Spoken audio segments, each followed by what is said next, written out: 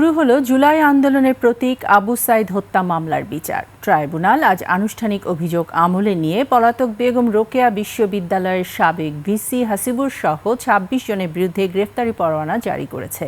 পরবর্তী শুনানির দিন ১০ই জুলাই ২৬ জনের গ্রেফতারের বিষয়ে প্রতিবেদন দিতে আইজিপিকে নির্দেশ দেয় ট্রাইব্যুনাল। একই তারিখে গ্রেফতারকৃত ৪ জনকে হাজিরের জন্য জেল কর্তৃপক্ষকে নির্দেশ দেওয়া হয়।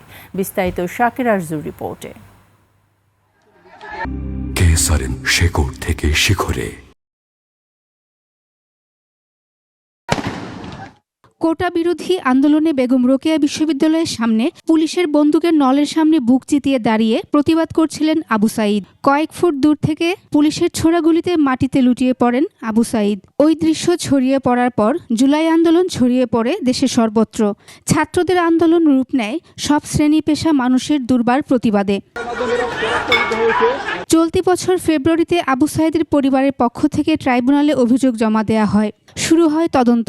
গেল ২৪ জুন প্রতিবেদন প্রসিকিউশনে জমা দেয় তদন্ত সংস্থা।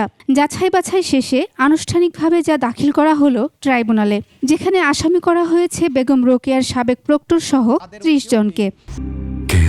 শেকড় থেকে শিখরে।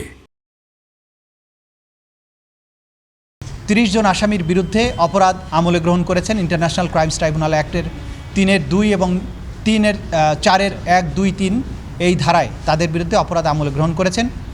আগামী ১০ই জুলাই পরবর্তী শুনানির জন্য দিন ধার্য করেছেন। এদিন ট্রাইব্যুনাল ২ শহীদ আবু সাইদের গুলিবিদ্ধ হওয়ার গণমাধ্যমে প্রচারিত ভিডিও ফুটেজ দেখেন। পরে আদেশে কারাগারে থাকা ৪ জনকে নতুন করে গ্রেফতার দেখিয়ে বাকি ২৬ জন আসামির নতুন করে গ্রেফতারি পরোয়ানা জারি করা হয়। সেই দিন আসামিদের উপস্থিতির পরে বিচারের জন্য যে স্বাভাবিক কার্যক্রম সেটা গৃহীত হবে। যদি সকল আসামি গ্রেপ্তার করা না যায় তাহলে পলাতক আসামিদের ব্যাপারে স্টেট ডিফেন্স লয়ার নিয়োগ করার জন্য আদালত আদেশ দিতে পারেন এবং তার মাধ্যমেই আনুষ্ঠানিক বিচারের যাত্রা শুরু হয়ে যাবে। আবু সাইদ হত্যায় শেখ হাসিনার নির্দেশে সাবেক স্বরাষ্ট্রমন্ত্রী আসাদুজ্জামান খান কামাল আইজিপিকে নির্দেশ দেন। এরপর মূল দায় আইন শৃঙ্খলা বাহিনীর বলে মন্তব্য করেন তাজুল ইসলাম। সেখানে বলা হয়েছে প্রাণঘাতী অস্ত্র বা লিথাল ওয়েপন ব্যবহার করে ছাত্রদেরকে হত্যা করার জন্য। সেই নির্দেশের ধারাবাহিকতায় রংপুরে অপরাধটা সংগঠিত হয়েছে। সুতরাং সুপিরিয়র দায় হচ্ছে শেখ হাসিনার, আসাদুজ্জামান খান কামালের, আইজিপির এবং তারপরে পুলিশের রংপুরের যারা ঊর্ধ্বতন কর্তা ছিলেন তাদের ব্যাপারে ঊর্ধ্বতন দায় এখানে এই মামলাতে পাওয়া গিয়েছে এবং তাদের ব্যাপারে চার্জশিট দাখিল করা হয়েছে। ২৫ বছর বয়সী আবু সাইদ বেগম রোকেয়া বিশ্ববিদ্যালয়ের ইংরেজি বিভাগের ১২তম ব্যাচের শিক্ষার্থী ছিলেন। তিনি বিশ্ববিদ্যালয়ের কোটা সংস্কার আন্দোলনের অন্যতম সমন্বয়ক ছিলেন।